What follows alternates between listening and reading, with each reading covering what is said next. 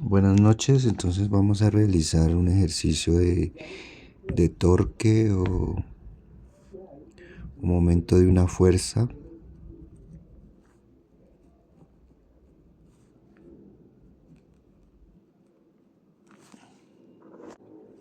El ejercicio nos habla de un plomero que utiliza una llave y para abrir una junta. Es el ejercicio que él ejerce una presión sobre la llave con el pie hacia abajo, ejerce una fuerza. Dice que ejerce una fuerza de 900 newtons y que la llave forma un ángulo con la horizontal de 19 grados. Entonces aquí en la junta tenemos el punto O y nos dice el ejercicio que calculemos la magnitud y la dirección de la torca neta que se ejerce sobre el punto O. Entonces tenemos pues los siguientes datos. Tenemos que esta distancia L sería el brazo de palanca, que definiríamos este vector de posición. Nos dan el valor de la magnitud, que la magnitud es de 0.8 metros. Tenemos el valor de los ángulos. Tenemos que este tiene un valor de 90 grados, este 19 grados, y por ende este ángulo de acá tendría un valor de 71 grados. Si nosotros proyectamos el vector R hacia afuera, formaría con el vector de fuerza un ángulo de 109 grados. Para calcular la torca, la definimos como el producto cruz entre el vector posición y el vector fuerza. ¿A qué es igual esto? Esto es igual a la magnitud del vector posición por la magnitud del vector fuerza por el seno del ángulo que forman. Como estos datos ya los conocemos, entonces simplemente reemplazamos. Entonces tenemos que la magnitud del vector de posición R vale 0.8 metros.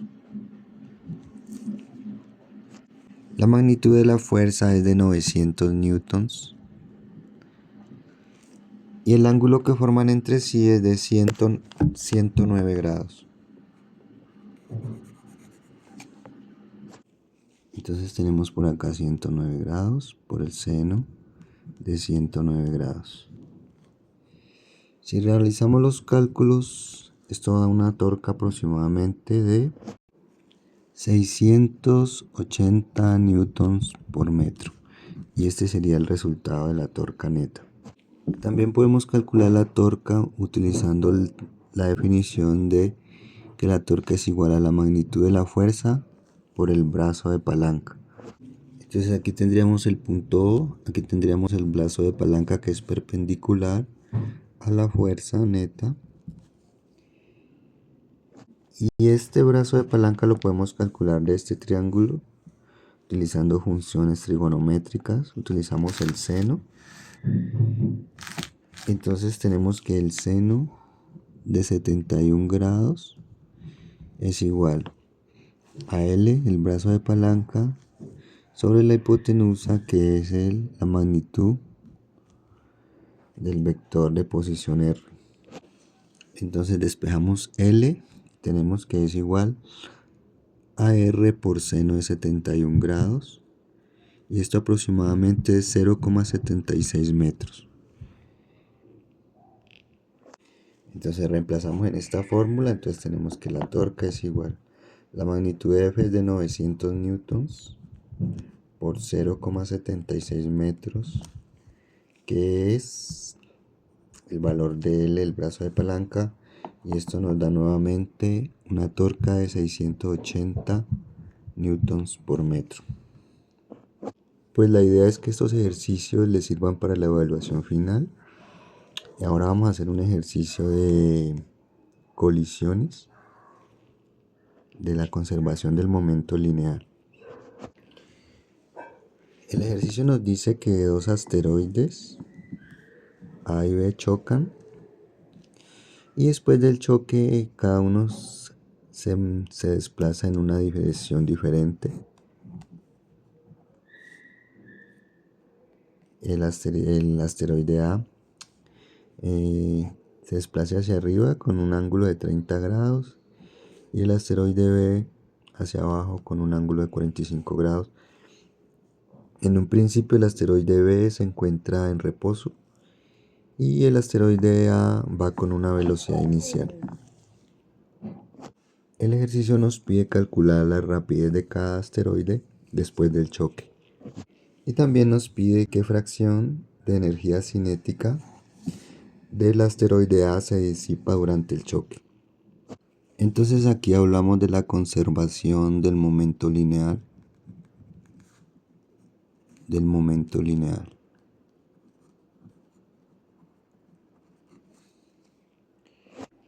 el momento lineal se conserva ya que sobre el sistema de los asteroides no actúan fuerzas externas netas. El ejercicio nos dice que las masas de los asteroides son iguales, entonces la masa del asteroide A es igual a la masa del asteroide B. También sabemos que la velocidad inicial del asteroide B es igual a 0 y la velocidad inicial del asteroide A es igual a 40 metros por segundo.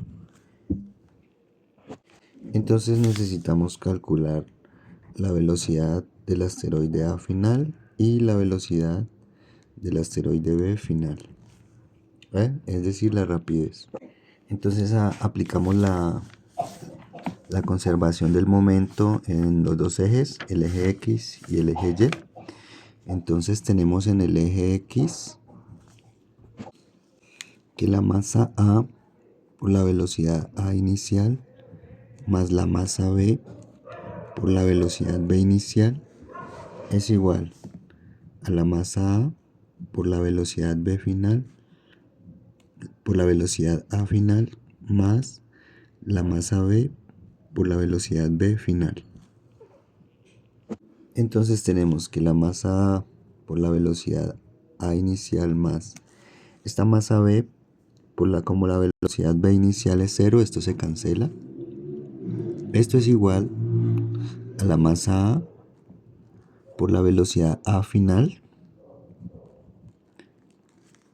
por el ángulo que forman, que es de 30 grados. En este caso, en el eje X sería coseno de 30 grados.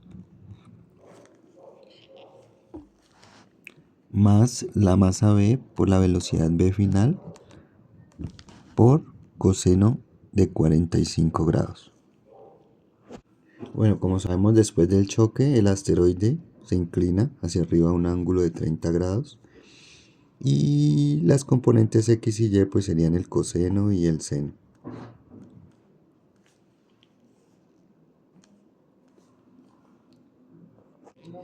Como las masas son iguales, simplemente las cancelamos y nos queda esta expresión.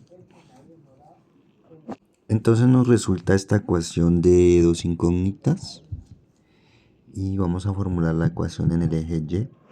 Tenemos que en el eje Y los componentes iniciales valen 0 y esto es igual a la velocidad A final por el seno de 30 grados más la velocidad B final por el seno de 45 grados y ya hemos eliminado las masas. Bueno, aquí hacemos una corrección. Como la velocidad final B se desplaza hacia abajo, el asteroide tiene un sentido negativo. Entonces de aquí despejamos la velocidad B final y tenemos que la velocidad B final es igual a la velocidad A final por el seno de 30 grados sobre el seno de 45 grados.